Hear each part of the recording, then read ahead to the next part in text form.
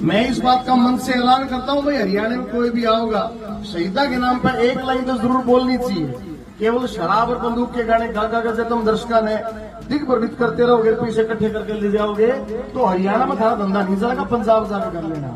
जिन लोगों को जिम्मेदारियां दी गई, जो छोटे वहां पे जो बैठे हैं वहां पे, मतलब एक कुछ एक हमारे कलाकार बिरादरी के ही कुछ एक गंदे लोग जो वहां पे बैठे हैं। क्यों बच्चों, केवल शराब और बंदूक के गीत से काम नहीं चलेगा ना, शहीद का गीत भी गाना चाहिए ना।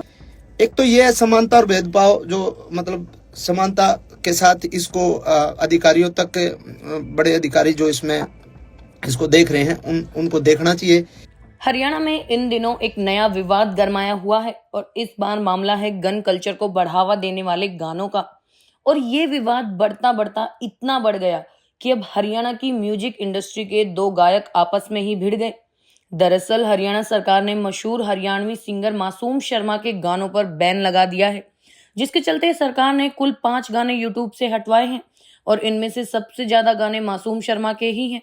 बाकी 2 गाने अंकित बाल्यान और नरेंद्र भगाना के हैं। सरकार का दावा है कि ये गाने गन कल्चर को बढ़ावा देते हैं, लेकिन मासूम शर्मा इस फैसले को गलत बता रहे हैं और उनका कहना है कि ये सब सरकार में ही बैठे एक मुलाजिम का किया धराया है। उन्होंने गजेंद्र फोगाट पर सीधे तौर पर निशाना साधते हुए कहा कि उसने आपसी मतभेद के चलते मेरे गानों को हटवाया है।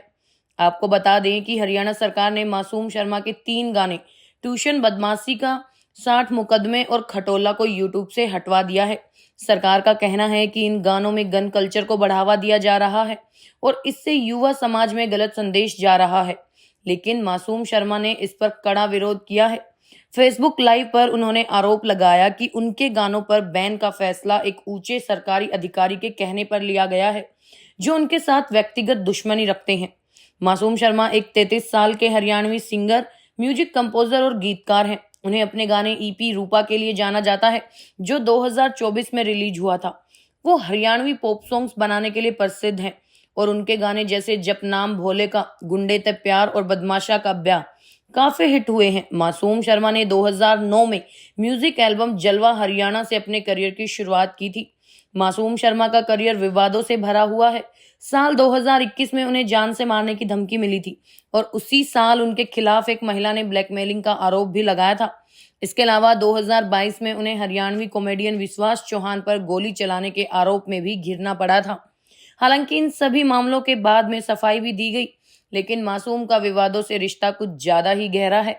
हरियाणा सरकार ने ये कदम तब उठाया जब मुख्यमंत्री नायब सिंह सैनी ने हाल ही में एक मीटिंग में बताया कि कुछ सिंगर्स गन कल्चर और गुंडागर्दी को बढ़ावा देने वाले गाने बना रहे हैं। ये गाने युवाओं को गलत दिशा में प्रेरित कर रहे हैं। सरकार का मानना है कि ऐसे गाने समाज में हिंसा और अपराध को बढ़ावा देते हैं और युवा पीढ़ी पर इनका नकारात्मक असर पड़ रहा है। मासूम शर्मा ने अपने फेसबुक लाइव में कहा कि हरियाणा सरकार ने उनके गानों पर बैन लगाने का फैसला केवल एक व्यक्ति की इच्छा शक्ति पर लिया है, जो पब्लिसिटी के लिए उनका नाम घसीटना चाहता है। मासूम ने दावा किया कि उनके गाने किसी भी तरह से गन कल्चर को प्रमोट नहीं करते, बल्कि ये केवल हरियाणा की संस्कृति और जीवन शैली को दर्शाते हैं। अब देखने वाली बात ये होगी कि हरियाणा सरकार और मासूम शर्मा के बीच इस विवाद का क्या हल निकलेगा।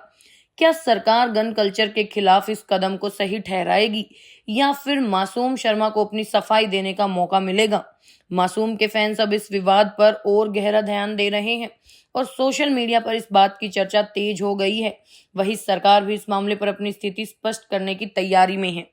और चलो कोई बात नहीं, बैन करवा दिया। मैं मानता हूं गन कल्चर अच्छी बात नहीं है और समाज के लिए ये ठीक नहीं है, लेकिन पहली बात है, वो जो पहला पॉइंट है वो ये पॉइंट है कि बैन करवा दिया, कोई दिक्कत नहीं। अगर सरकार कुछ ऐसा चाह रही है कि ऐसे गाने नहीं बनने चाहिए तो मैं सरकार के साथ हूं। सरकार अगर चाह रही है तो सरकार ने बिल्कुल इस कदम को उठाया है, तो इसको फिर अगर हम सफाई करने लगते हैं ना, सफाई करने लगते हैं और गर्दा पड़ा है, फूल पत्ते पड़े हैं, पॉलिथीन पड़ी है, कागज पड़े हैं, उसमें हम पॉलिथीन कागज ठाल गर्दार वो पत्ते पत्ते उनमें पड़े रहे, तो उस सफाई को सफाई नहीं कहते मेरे भाई। उस सफाई को सफाई नहीं कहते। अगर सफाई करनी है तो ढंग से करो।